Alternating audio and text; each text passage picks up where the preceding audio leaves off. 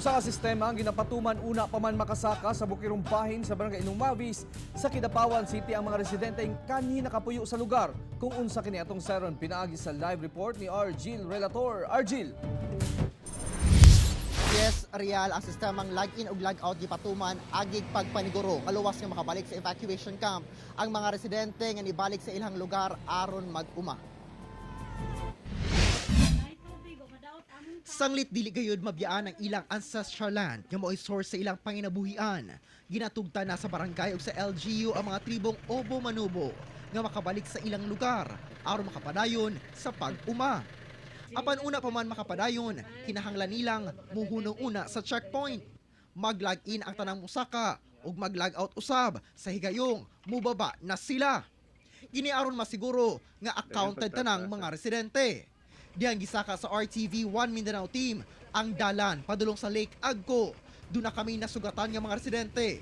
Kining usa ka jeep gikan nag-harvest og sayote. Ada sa kuan Arjipad. Pero dagan pagpananom dito. Oh, dagan pa.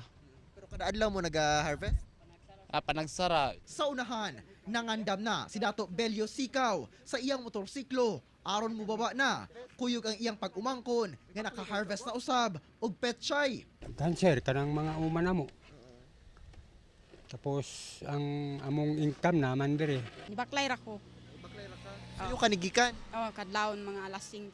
Usa ba yung nakuha karon? Nakuha ko gulay, sir. Gulay. Gulay tapos nag-spray pod ko. Kutob lang alas 4 sa hapon ang mga residente sa taas. Alang sa rehabilitation, doon na nasa gitukod nga exhibit ang National Housing Authority nga mo'y standard nga unit alang sa mga residenteng kanhi nagpuyo sa high-risk areas. Sa barangay Ilumavis pa lang, ana sa hapit 900 ka mga balay ang kinahanglang matukod. Mo negotiation or mo consultation dito sa IP kung okay ba tong balay nga gihatag nila para sa design sa mga IP. Real karon December 9 katakdang magtagbo ang FIVOLCS sa mga opisyal sa FIVOLCS ingon man MGB ug provincial government ug ang city officials aron to reassess no ang lugar kung pwede pa ba na mabalikan or konsidera na gayud nga high risk area. Real. Okay, daghang salamat Argil Relator.